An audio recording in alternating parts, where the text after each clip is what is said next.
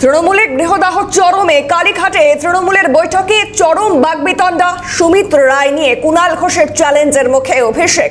মমতা বন্দ্যোপাধ্যায়ের সামনে তীব্র কথা কাটাকাটি। আমাকে পছন্দ না হলে দল থেকে তাড়িয়ে দাও, কুণাল ঘোষকে পাল্টা বলেন অভিষেক বন্দ্যোপাধ্যায়। কালীঘাটে তৃণমূলের বৈঠকে চরম বাগবিতণ্ডা। আরো বিস্তারিত জানবো, টেলিফোন লাইনে রয়েছে প্রতিনিধি রাজা সাহা। রাজা, কি জানা যাচ্ছে? তবে তোমায় বলি যে তৃণমূল কংগ্রেসের অন্দরে এই মুহূর্তে গৃহদাহ চরমে উঠেছে। গতকাল রাত্রিবেলা যখন জাতীয় কর্মসমিতির বৈঠক চলছিল, সূত্র মারফত আমরা যেমনটা জানতে পারছি যে সেই বৈঠকে কিন্তু তীব্র বাদানুবাদে জড়িয়ে পড়েছেন তৃণমূল কংগ্রেসের দুই নেতৃত্ব।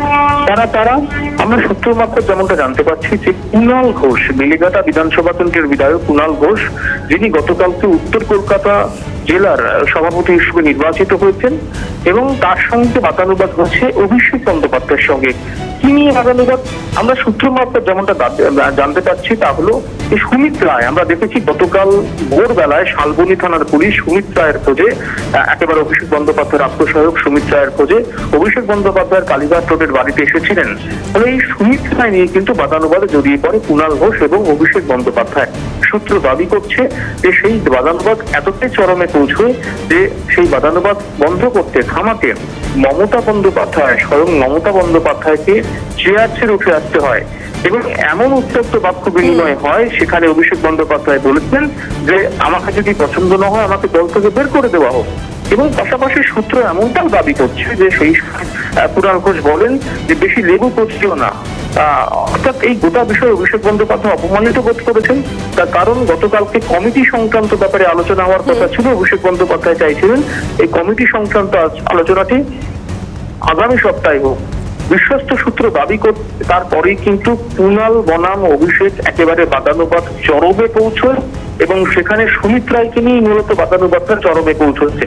ফলত সব মিলিয়ে আমাকে বলি যে তৃণমূল কংগ্রেসের গৃহদাহ কিন্তু একেবারে চরমে পৌঁছেছে, এমনটা কিন্তু বলাই যায়। অভিনন্দন। একেবারেই বেশ, ধন্যবাদ রাজা। যে খবরে নজর রাখছিলেন, তৃণমূলের গৃহদাহ একেবারে চরমে।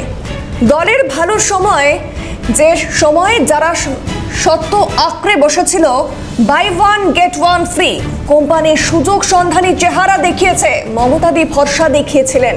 বাংলার সব কর্মীরা এক হয়েছি আজ। বৈঠক থেকে বেরিয়ে মন্তব্য তৃণমূল বিধায়ক কুণাল ঘোষের। দলের ভালো সময়, সে সময় যারা সবটা আঁকড়ে বসেছিল, সেই buy one get one free company অন্যদিকে সুযোগ সন্ধানী চেহারা দেখিয়েছে। মমতাদি যা ভরসা রেখেছিলেন সেগুলো, ফলে আমরা সবাই গোটা বাংলায় সব কর্মীরা এক কাট্টা আছি। আজকে বিশেষ জরুরি জাতীয় কর্মসমিতির ওয়ার্কিং কমিটির সভা হয়েছে, তাতে দুজন বিশেষ আমন্ত্রিত ইনক্লুডেড হয়েছেন, সাংসদ সৌগত রায় এবং জ্যোতিপ্রিয় মল্লিক।